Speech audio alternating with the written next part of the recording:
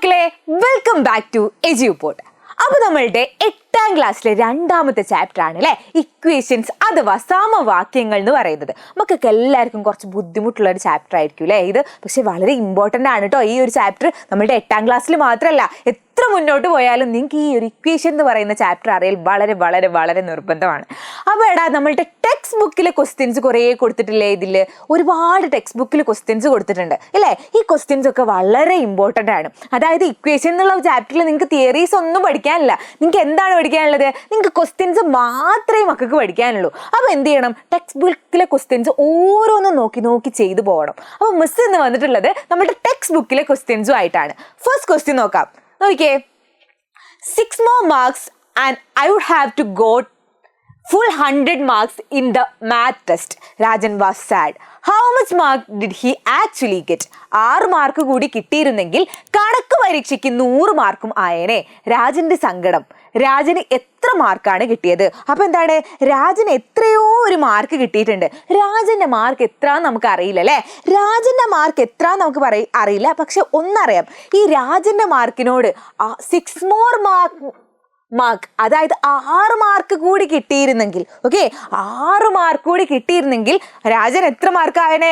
Full 100 mark ആയേനെ. Okay, 100 mark, 100 മാർക്കും ആയേനെ, 100 മാർക്കും ആയേനെ. അപ്പൊ രാജന്റെ മാർക്കിനോട് 6 കൂടി കൂട്ടിയാ എത്ര ആയേനെന്നാ പറഞ്ഞത്?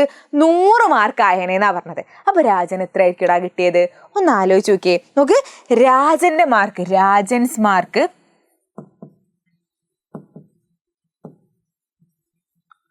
അതിനോട് എത്ര കൂട്ടിയാല് 6 കൂടി കിട്ടിയിരുന്നെങ്കിൽ എന്നാണ് അല്ലേ പറഞ്ഞത്. രാജന്റെ മാർക്കിനോട് 6 കൂടി കൂട്ടിയാൽ 100 കിട്ടുമെന്ന്. രാജൻ 6 മാർക്കും കൂടി കിട്ടിയിരുന്നെങ്കിൽ 100 മാർക്ക് ആയനെന്നാ പറഞ്ഞത്. അപ്പൊ എന്താണ്, രാജന്റെ മാർക്കിനോട് നമ്മൾ 6 കൂട്ടിയാൽ എത്ര കിട്ടുന്ന പറഞ്ഞത്? 100 ആവുന്ന്. അതായത് രാജന്റെ മാർക്ക് +6 = 100. ഓക്കെ, സമം 100. ഇതാണ് നമുക്ക് തന്നിട്ടുള്ളത് അല്ലെ. രാജന്റെ മാർക്കിനോട് 6 കൂട്ടിയിരുന്നെങ്കിൽ 100 ആയനെ. പക്ഷെ നമുക്ക് ജസ്റ്റ് ഒന്ന് ചിന്തിച്ചാൽ നമുക്ക് മനസ്സിലാവും, 6 കുറവാണ്, 100-നേക്കാളും 6 കുറവാണ് അല്ലെ. അതായത് 94 മാർക്കായിരിക്കില്ലേ രാജന് ഉണ്ടായിട്ടുണ്ടാവുക അല്ലെ. രാജന് 94 മാർക്കായിരിക്കും ഉണ്ടായിട്ടുണ്ടാവുക. 94നോട് 6 കൂടി കൂട്ടിയാലാണ് എത്ര ആവുക? 100 ആവുക അല്ലെ. പക്ഷെ നമ്മൾ ഇങ്ങനെ മനസ്സിൽ കൂട്ടിയാൽ മതിയോ? ഒരിക്കലും പറ്റില്ല. നമുക്ക് എന്ത് ചെയ്യണം? കണക്കിൽ ചെയ്ത് കൊണ്ടുവരണം അല്ലെ. അപ്പൊ എന്താണ്, രാജൻസ് മാർക്കിനോട് 6 കൂട്ടിയപ്പോൾ 100 കിട്ടിയെന്ന് അല്ലെ. നമ്മൾ അത് നമ്മൾ എഴുതി മാത്തമാറ്റിക്കലി നമ്മൾ എഴുതി. ഇതെന്ന് നോക്കിയേ, രാജന്റെ മാർക്ക് നമ്മൾ കാണണം. ഇവിടെ രാജൻസ് മാർക്ക് എന്ന് പറയുന്ന എഴുതാന് കുഴപ്പമൊന്നുമില്ല, ചെറിയ പേരാണ് അല്ലെ രാജന്. പക്ഷെ ദക്ഷിണം പിള്ള അല്ലെങ്കിൽ വലിയ പേരാണ്. ഓക്കെ, മുഹമ്മദ് അസ്ലമുൽ ബിന്ത്, അങ്ങനെ വലിയ പേര്, അല്ലെങ്കിൽ അങ്ങനെ എന്തെങ്കിലും വലിയ പേരാണ് ഉള്ളത് എങ്കിൽ നമുക്ക് എഴുതാൻ കുറച്ച് പാടല്ലേ. അവിടെയാണെടാ നമ്മൾ യൂസ് ചെയ്യുന്നത് ആരെ? എക്സ് എന്ന് പറയുന്നത് യൂസ് ചെയ്യുന്നത്. ഓക്കെ, എക്സ് ആണ് നമ്മളുടെ ഈ ഒരു ചാപ്റ്ററിലെ വില്ലനായിട്ട് വരുന്നത് അല്ലെ. എക്സ് ആണ്. അപ്പൊ നമുക്ക് അറിയാത്തത് എന്താണോ, നമുക്ക് ആരെയാണോ അറിയാത്തത് അതിനെന്തായിട്ട് എടുക്കണം?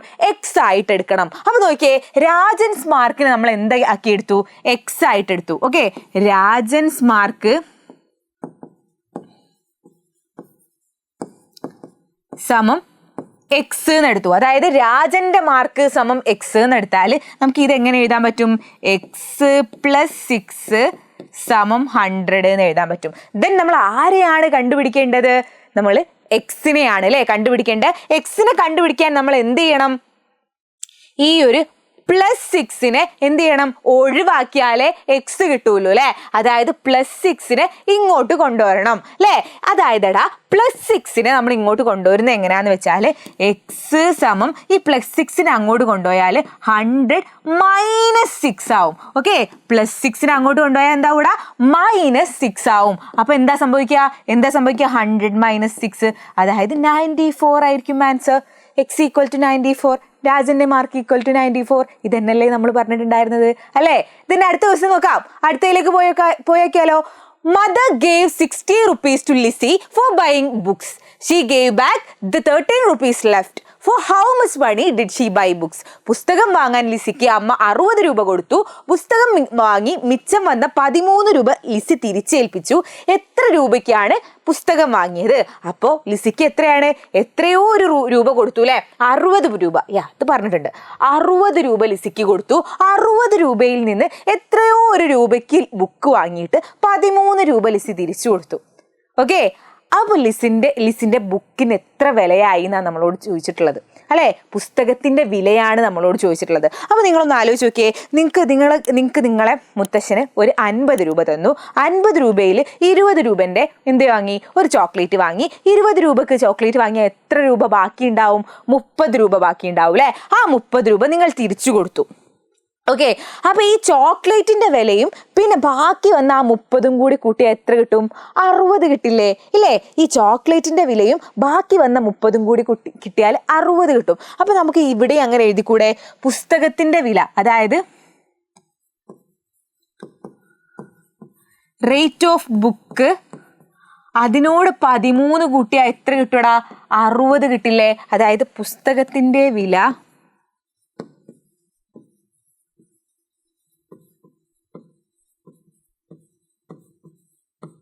അതിനോട് 13 കൂട്ടിയാൽ 60 കിട്ടും അല്ലെ. ദെൻ നോക്കിയേ, ദെൻ റേറ്റ് ഓഫ് ബുക്ക്. നമുക്ക് എന്താ ഇവിടെ അറിയാത്തത്? റേറ്റ് ഓഫ് ബുക്ക് ആണ് അല്ലെ. റേറ്റ് ഓഫ് ബുക്ക് നമുക്കറിയില്ല. എന്താണോ നമുക്ക് അറിയാത്തത് അത് നമ്മൾ എത്ര ആയിട്ട് എടുക്കണം? എക്സ് ആയിട്ട് എടുക്കണം അല്ലെ. എക്സ് ആയിട്ട് എടുക്കണം. അപ്പൊ എന്തായിരിക്കും? എക്സ് പ്ലസ്, അതിന് മുന്നേ ഇത് എഴുതണം അല്ലെ. റേറ്റ് ഓഫ് ബുക്കിനെയാണ് നമ്മൾ എക്സ് ആക്കിയിട്ട് എടുത്തത്. Rate of book is equal to എത്രയാണെന്ന് എഴുതണം? എക്സ് എന്ന് എഴുതണം. അതായത് x plus 13 is equal to 60. Then നമ്മൾ എന്താ ചെയ്യേണ്ടത്? ഈ പ്ലസ് 13 നമ്മൾ ഇങ്ങോട്ട് കൊണ്ടുവരണം. അതായത് എത്ര കിട്ടുക? നോക്കിയേ, എക്സ് സമം പ്ലസ് 13 അങ്ങോട്ട് കൊണ്ടുപോയാൽ എന്ത് കിട്ടും?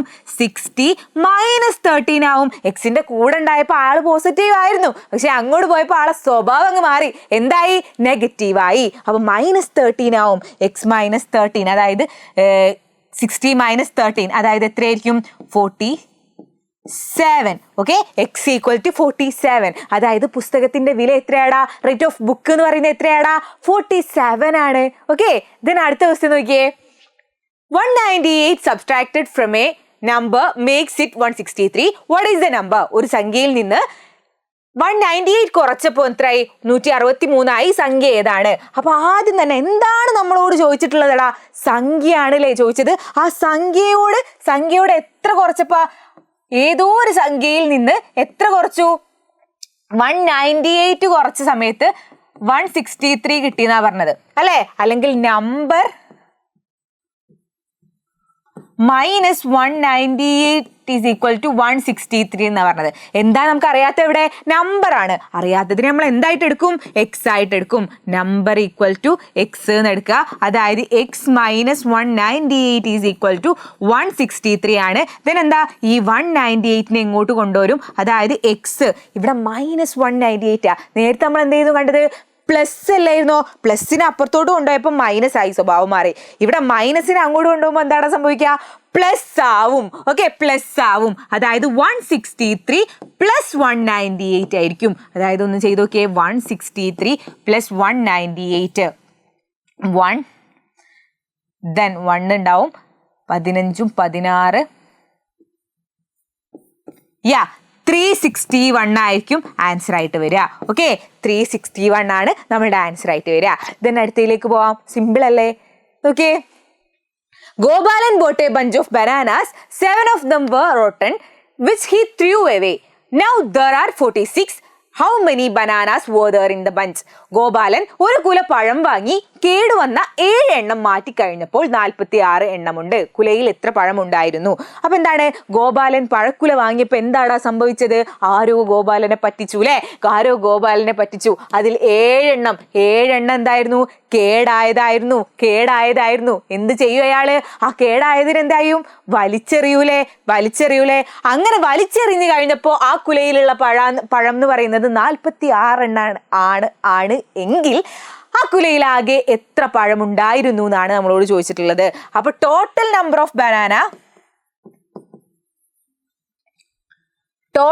ഓഫ് ബനാനേന്ന് ആകെയുള്ള ആകെയുള്ള ബനാനാസ് നമ്മൾ എന്ത് ചെയ്തു? 7 എണ്ണം വലിച്ചെറിഞ്ഞു എന്നാ പറഞ്ഞത്. അപ്പൊ ടോട്ടൽ എണ്ണത്തിൽ ആകെ എണ്ണത്തിൽ നിന്ന് 7 പോയാൽ 46 നമ്മളോട് പറഞ്ഞിട്ടുള്ളത് അല്ലെ. ടോട്ടൽ നമ്പർ ഓഫ് ബനാനാസ് നിന്ന് 7 കുറച്ച സമയത്ത് എന്താണ്? 46 അല്ലെ. ആകെ പഴം